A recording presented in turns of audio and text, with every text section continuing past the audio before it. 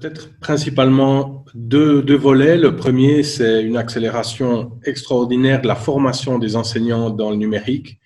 Ils ont dû aller au-delà de leur peur, de leurs craintes. Ils ont dû s'emparer de ces outils-là et en tirer le meilleur. Je dirais même que le numérique a permis de soutenir la créativité de nombreux enseignants. Puis l'autre chose qu'on doit vraiment pas négliger, c'est qu'avec l'outil numérique, on s'aperçoit qu'on arrive à apporter énormément de différenciation pour les élèves.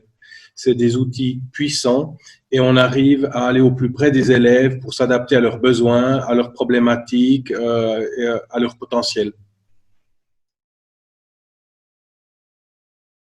Tout ce qui permet de banaliser l'outil et de l'intégrer dans nos pratiques est profitable. Il faut qu'on arrête d'une part de parler toujours des moyens. Chaque fois qu'on parle numérique, on dit « Ouh là là, il nous faut des ordinateurs, il nous faut des tablettes, etc. » C'est pas vrai.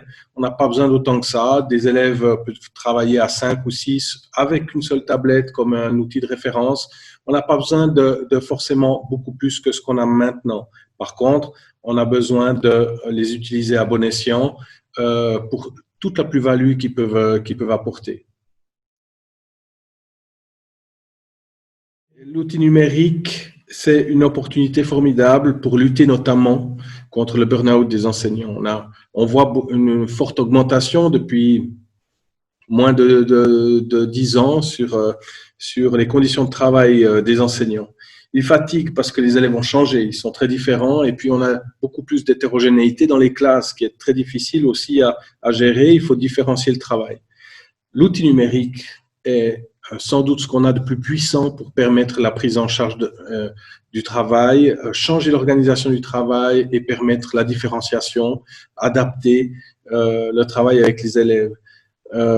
C'est une chance maintenant de donner un coup d'accélérateur et de pouvoir proposer aux enseignants une nouvelle organisation du travail pour prendre en compte ce nouveau défi de l'hétérogénéité dans les classes.